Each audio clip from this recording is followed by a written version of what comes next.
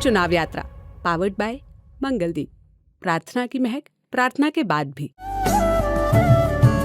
प्रार्थना की महक प्रार्थना के बाद भी। पर it's bloody personal between you and Tejashwi Yadav. आप कुछ भी बोल रहे हैं प्रेस कॉन्फ्रेंस में, वो कुछ भी बोल रहे हैं, साफ तौर पे दिखता है। बेगूसराय में आप पिछली बार चुनाव लड़े, तब भी उन्होंने अपना कैंडिडेट बैक नहीं किया। इस बार लेफ्ट का कांग्रेस का अलायंस है, पर साफ तौर पे पटना से सूत्रों ने कहा कि एक पप्पू यादव, दूसरा कन्हैया कुमार, दो नामों पर तेजस्वी यादव राजी नहीं हो रहे थे, जबकि कांग्रेस आपको वहीं से लड़ाने पे अड़ी थी। क्या हुआ बेगूसराय में? देखिए, अव्वल तो मैं जो कहता हूँ वो मेरी समझदारी है। मतलब हमने कहा कि राजनीति व्यक्तिगत नहीं वैचारिक होना चाहिए, ये हम समझते हैं। लेकिन ये जरूरी तो नहीं है ना कि हम जो समझते हैं वही सबसे सही चीज़ है और सबको वही करना चाहिए। हर किसी का राजनीति में जाने का, राजनीति को समझने का, राजनीति को अपने अनुकूल व्यवहार करने का अपना आधार होता है। हम उसमें नहीं जा रहे हैं, लेकिन हम कह रहे हैं कि देश में एक बड़ी लड़ाई है। लड़ाई एक सीट बचाने की नहीं है, लड़ाई अपने आप को जो है संसद भवन में पहुंचाने की नहीं है। संघर्ष इस बात का है कि पिछले 10 सालों में जिस तरह से लोकतंत्र का जो आधारभूत स्तंभ है उसको परिवर्तित करने का प्रयास किया गया है। संविधान रहेगा, चुनाव होंगे तो सीट के लिए झगड़े होते रहेंगे। यह प्रक्रिया तो पारदर्शी तरीके से चलते रहना चाहिए। इसीलिए हमारे सामने बड़ा लक्ष्य है। वो लक्ष्य है संसदीय प्रणाली को बचाने का, वो लक्ष्य जो है खुद को संसद में पहुंचाने का नहीं है। सवाल मेरा तेजस्वी यादव पर था। क्या सोचते हैं आप उनकी पॉलिटिक्स के बारे में?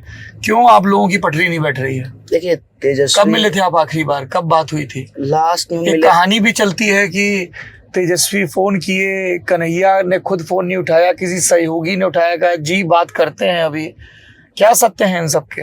अच्छा, वो तो जो है व्यवहारिक समस्या है। वो तो आप भी कई बार फोन करते हैं तो हम नहीं उठाते। हम तो देखिए पत्रकार हैं, हम तो सब नेताओं को फोन करेंगे वो जब बात करें, है ना? पर वो नेता है। नहीं, मुझे नहीं लगता है कि इतनी छोटी सी बात पे जो है कोई राजनीतिक निर्णय लेता है। बड़ी बात बता दीजिए। लास्ट हम मिले थे इंडिया अलायंस की रैली में। उससे पहले भारत जोड़ो न्याय यात्रा जब पहुंची बिहार में तो हम लोग साथ में थे। जब हमारी यात्रा बिहार से गुजर रही थी, फ्रेम में साथ थे? नहीं, कई बार आंदोलन में भी साथ रहे हैं। हाँ। मुजफ्फरपुर बालिका कांड जब हुआ था, दिल्ली में जो है एक बड़ा विरोध प्रदर्शन हुआ था जंतर मंतर पर, तो हम लोग साथ में थे। वो आंदोलन में जो है आखिरी बार हम लोग वहाँ थे।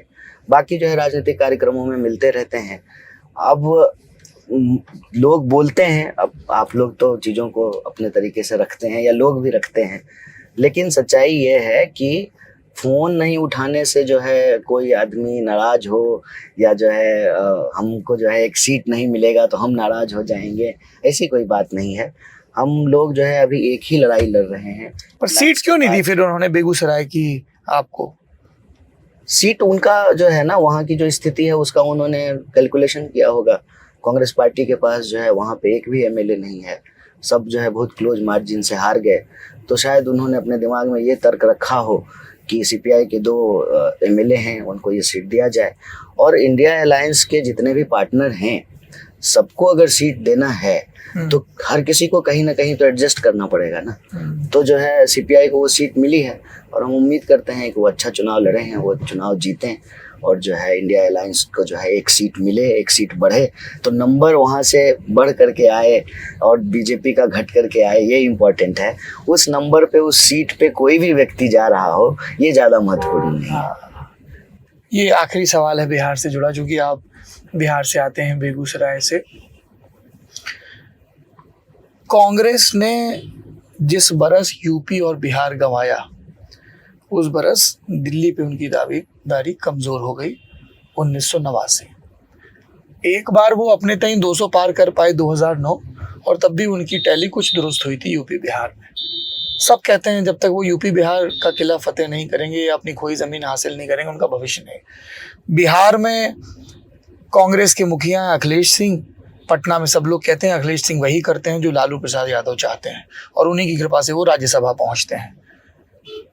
प्रियंका गांधी क्या चाहती हैं उसका बहुत वजन है नहीं, क्योंकि इलेक्टोरली मजबूत नहीं है, इसलिए ना कन्हैया का टिकट हो पाता है, ना पप्पू यादव का टिकट हो पाता है। आपको क्या लगता है कांग्रेस का रिवाइवल बिहार में कैसे होगा? क्योंकि अब तक तो वो पिगी राइड कर रही है आरजेडी के ऊपर। देखिए, इसमें ना दो चीज मिला हुआ है। एक है देश की राजनीतिक परिस्थिति और दूसरा है कांग्रेस की सांगठनिक हालत। देश की राजनीतिक परिस्थिति ऐसी है कि कांग्रेस पार्टी ने इस बार ये निर्णय लिया कि एक भी सीट नहीं देगा ना, तब भी अलायंस में रहेंगे। वो इसलिए कि जहाँ पे रीजनल पार्टी मजबूत है उनको हम ड्राइविंग सीट पे रखें, उनको जो है हम फ्रंट से लीड करने दें, और कांग्रेस पार्टी की जो भी सांगठनिक हालत और स्थिति है उसमें हम सहयोग करें। अब दूसरी जो बात है सांगठनिक हालत की, आप बिल्कुल ठीक कह रहे हैं कि हिंदी पट्टी में खास करके बिहार यूपी में कांग्रेस पार्टी कमजोर हुई। जो पुराने धुरंधर महारथी थे कांग्रेस पार्टी के, बहुत सारे लोग जो है वो छोड़ करके भाजपा ज्वाइन कर लिए या रीजनल पार्टियों में चले गए। तो उसका असर दिल्ली पर भी पड़ा, क्योंकि पूर्वांचल के लोग भारी तादाद में जो है बिहार यूपी के लोग दिल्ली में रहते हैं और अब एक डिसाइडिंग फैक्टर बन चुके हैं। तो कांग्रेस पार्टी अपने संगठन को दुरुस्त करे, ये दूसरी प्रायोरिटी है। अभी जो देश की हालत है कि देश की स्थिति दुरुस्त हो, ये पहली प्रायोरिटी है। संगठन की जो कमियां हैं और जो उसकी मजबूती है उसको फिर देख लेंगे। और उसमें राजनीति खत्म तो हो नहीं रही है 2024 में, तो 2024 हो जाए, बाद की जो है बाद में देखेंगे। और कांग्रेस पार्टी भी यह बात मानती है कि हमको बिहार और उत्तर प्रदेश में अपने संगठन की स्थिति मजबूत करनी है। इसीलिए पिछले विधानसभा चुनाव में उत्तर प्रदेश में प्रियंका जी के नेतृत्व में कांग्रेस पार्टी बहुत मजबूती से चुनाव लड़ी। चूंकि हम वहाँ पे मेन कंटेंडर बीजेपी के नहीं बन पाए, नैरेटिव में सपा जो है मेन कंटेंडर थी, तो आपने देखा होगा कि एंटी बीजेपी वोट का ध्रुवीकरण जो है वो उनके साथ रहा और वोट परसेंटेज काफ़ी नीचे चला गया। लेकिन बिहार की बात कर लें या यूपी की, दोनों ही जगह कांग्रेस की बहुत ज़बरदस्त राजनीतिक संभावना है। क्योंकि जब आप सामाजिक समीकरण को देखेंगे तो कांग्रेस पार्टी एक ऐसी पार्टी है वो कोएलिशन ला सकती है जो बीजेपी को हराने में सक्षम है। मतलब जो टेस्टेड है, ट्रस्टेड है और कई दशकों तक इस देश की राजनीति में रहा है और बहुत प्रभुत्वशाली तरीके से रहा है। तो कांग्रेस पार्टी धीरे धीरे जो है अपने सांगठनिक चीज़ों को दुरुस्त करेगी, लेकिन ये दूसरी प्राथमिकता।